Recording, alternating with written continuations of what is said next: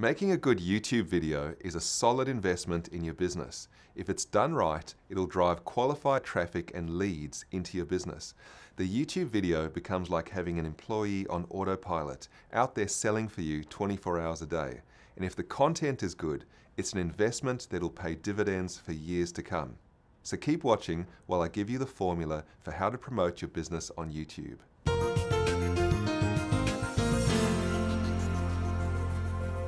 A lot of people don't fully get the idea that YouTube is basically just a very big search engine. It's not just a channel or an alternative to television or a repository of fine cat videos. YouTube is where people go, second only to Google, to get educated, solve problems, and find information. Now, what attracts a lot of people to YouTube as a search engine is that its search results are perceived as being more three-dimensional than Google. It delivers results with video, audio, and images, so it's more engaging and immersive. Now, broadly speaking, there's basically three types of videos on YouTube: funny, weird, and useful. And if you're in business, you're probably going to aim to make videos that fit into the useful category. If you teach people how to do something useful, you'll earn their attention. So what should you be making videos about? Well, you need to identify what problems or challenges your ideal customer has and how you can help solve them. What are the keywords or phrases that your ideal customer is searching for? Now, an easy way to do this is to use the YouTube search tool. When you start typing in the name of a video, YouTube will provide you with suggested search terms. Use this as a guide to choose the right name for your video. So, for instance, when I start typing in how to promote your business, YouTube gives me the ideal title for this video, which is exactly what I'll call it. Your next step is to create valuable content around your keywords, and there's lots of creative and engaging ways of doing this on YouTube. For my videos, just like this one, I'm using a face-to-camera video technique. It's a popular format on YouTube because it's a very direct way of getting information, and it sort of feels like a conversation, so it's quite easy to watch.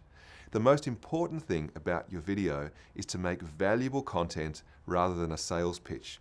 YouTube's not the place to sell your products. People will not respond well to this, so just focus on providing useful information and then use an annotation or call to action to drive your audience back to your website. Don't worry if you don't know how to use a YouTube annotation. By clicking on one of the links below, you can watch a video that will explain to you exactly how to do this. You use a call to action to drive your viewers to act and take a particular defined step once they finish watching the video. This brings an audience from someone else's web property, in this case YouTube, to your own web property, and this then allows you to deepen the relationship with the viewer, enables them to learn more about your business and become aware of your products and services.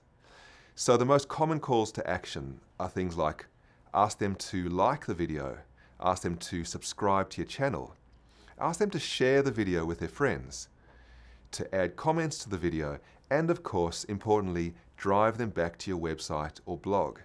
Driving viewers back to your own website is, in most cases, the main action that you want them to take. So to reiterate, the idea is people do a search on particular keywords to learn something or to solve a problem. For example, they might do a search on how to interview someone on video. The video comes up, and within the video, your call to action drives them to your website. The important thing about traffic coming from YouTube is that it's highly qualified. People have already shown a strong interest in your content because they've watched your video. So your video has already helped develop the relationship prior to people coming to your website. Once they come to your website, you then have the opportunity to make them an offer. Normally, you try to capture their email address so you can send them relevant information to keep building the relationship before making a sales offer. So that way, you establish credibility and trust first. Now, if you have a simple and cheap product that solves a problem really fast, then you can direct people immediately to a sales page. It's a no-brainer. People are either ready to purchase it or they're not.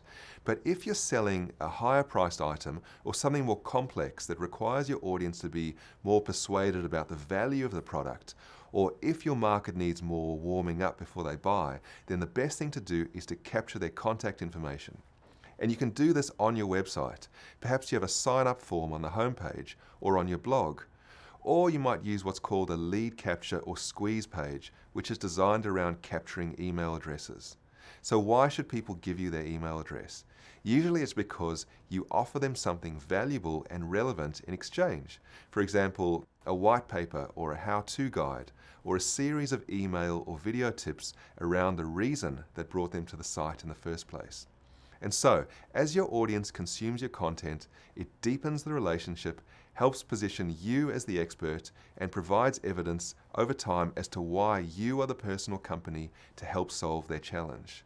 So this is the point in the video, like I mentioned before, where you put in the call to action. So I'm going to say, if you've enjoyed this video, please hit like. I'd love to hear your comments. And if you'd like to watch other videos just like this one, please subscribe to my channel.